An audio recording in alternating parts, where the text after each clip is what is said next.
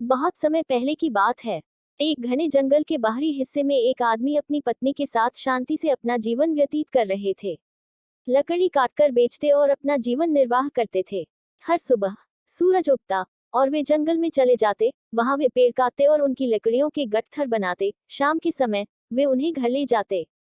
काम कितना कठिन है और कितनी देर तक चलता है इसका उन पर कोई असर नहीं पड़ता था। इतना काम करने के बावजूद भी उन्हें कई बार भूखा ही रहना पड़ता था। एक दिन सुबह वे जंगल में अपना काम कर रहे थे। तभी उन्होंने बहुत ही धीमे स्वर में पुकार सुनी, मदद करो, कोई मेरी मदद करो।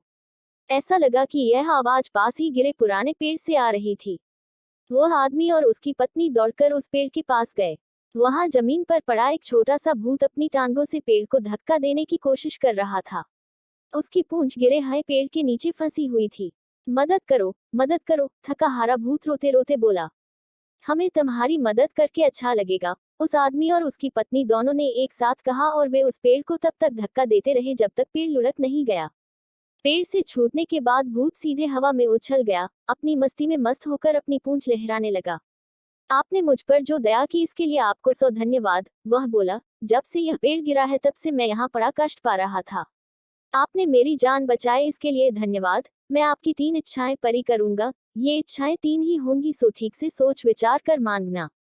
मेरे दोस्तों, अच्छा चलता हूँ, कहकर इसके बाद वह टहनियों के बीच उड़ा और गायब हो गया। वह आदमी और उसकी पत्नी अपने मन की इच्छाएं पूरी करने के इस अच्छे अवसर को पाकर खुश थे।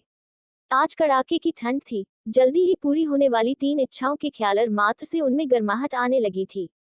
हमें अच्छे कपड़ों और चांदी की इच्छा करनी चाहिए, पत्नी सोचने लगी, या एक ऐसा बड़ा मकान जिसमें फूलों का बगीचा हो और अनेक फलदार वृक्ष हों। शाम हो चली। उन्होंने अपना लकड़ी का गट्ठर उठाया और अपने घर की ओर चल दिए। रास्ते में आदमी ने सोचा, हमें इन लकड़ियों को ढोने के लिए एक गधे की मांग करनी चाहिए, या फिर चलाने के लिए एक घोड़े व गाड़ी की। हाँ, यह बढ़िया रहेगा, उसने अपने आप से कहा, और पीठ पर लदा लकड़ी का गट्ठर उसे हल्का लगने लगा। जब वे घर के अंदर आ गए, आदमी और उसकी पत्नी ने अपनी 3 इच्छाओं के बारे में चर्चा शुरू की। हमें अच्छे कपड़ों और चांदी का वरदान मांगना चाहिए, पत्नी ने कहा, या फिर बहुत सुंदर फूलों वाले बगीचे व फलदार वृक्षों वाला एक बहुत बड़ा मकान। उद्धरण, या फिर लकड़ी उठाने के लिए एक गधा मांगे, या फिर हमारे चलाने के लिए घोड़ा गाड़ी, आदमी ने कहा। या हम गहनों से भरे एक बहुत बड़े संदूक की मांग कर सकते हैं, पत्नी बोली। पूर्ण विराम, या सोने के सिक्कों का एक पहाड़, आदमी बोला। हमें यह मांगना चाहिए कि अब हमें कभी भी भूखा नहीं रहना पड़े, पत्नी ने कहा। यह ठीक है, आदमी बोला। लेकिन अभी मेरी इच्छा हो रही है कि काश हमारे पास रात के खाने के लिए मांस के टुकड़ों से भरी एक कड़ाही होती। यह कहना हुआ था और काम हो भी गया। उसी क्षण मांस के टुकड़ों से भरी एक कड़ाही प्रकट हुई। अंगीठी पर उनकी सिकाई हो रही थी और उससे धुआं भी निकल रहा था।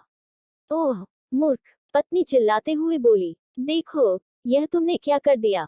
अब मेरी यह इच्छा कैसे पूरी हो कि ये मांस के टुकड़े तुम्हारी बड़ी सी नाक पर लटक जाए।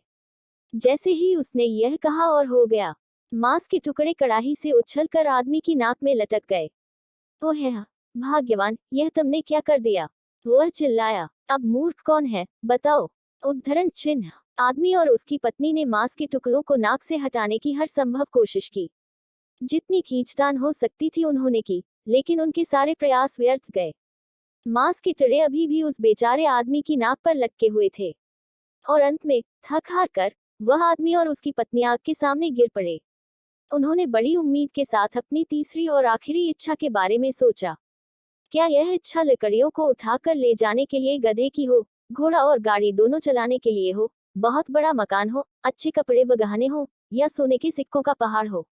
अभी भी इन सभी इच्छाओं में से कोई एक अपनी हो सकती है, लेकिन क्या यह अच्छी बात होगी कि जीवन भर आदमी की नाक पर मांस के टुकड़े लटकते रहें। दोनों ने मिलकर अंतिम इच्छा के लिए प्रार्थना की कि नाक पर लटकते हुए मांस के टुकड़े अलग हो जाएं। इतना कहना हुआ ही था, मांस के टुकड़े फिर से कड़ाही में जा पहुंचे, पकने लगे और धुआं उठने लगा तथा अच्छी सुगंध आने लगी। अब आदमी और उसकी पत्नी खुश होकर रात के खाने के लिए बैठ गए। अब ठीक है, हमने बहुत ज्यादा खराब काम तो नहीं किया, पत्नी बोली। यह भी सही है, आदमी ने सहमति जताई।